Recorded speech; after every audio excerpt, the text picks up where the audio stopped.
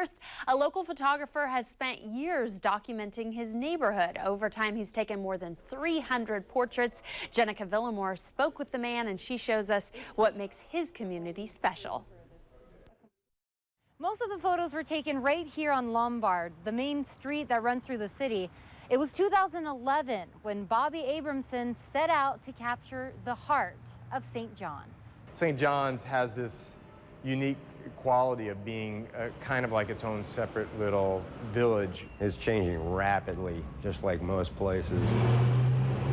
Maybe we should slow down, take a look around, and really see our neighbors. And I've just been wanting to photograph the people in my neighborhood to make a document of the community in which I live. Photographer Bobby Abrahamson wanted to remember St. John's for its people. I want the things that kind of represent who they are in that moment, in that place. And so I photographed everybody exactly where I found them. So for the last 4 years, he took a portrait almost every day. It's a very unique kind of film because it has both a print and a negative. This gives me the opportunity to give a photograph to the people that I photograph on the street, to give them a print right away. I had stopped by a place up the street here, get a cup of coffee, and I stepped outside to have a smoke to go with it.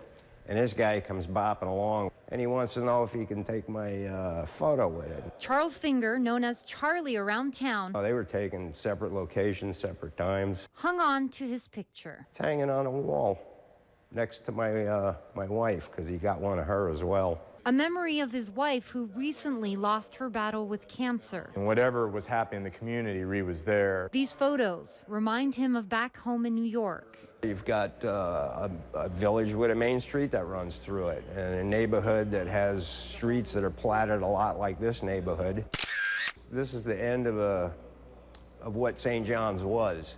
You know, I'm one of the last of the kind that came here. And what it's like to stroll through St. John's. Having the work seen by the people that are in it, having a chance for people to walk through the aisles of photographs and see their neighbors, see themselves, see people that have moved or passed away. I want to give that opportunity to the people that gave me the opportunity to photograph them. Jenica Villamore, Fox 12, Oregon.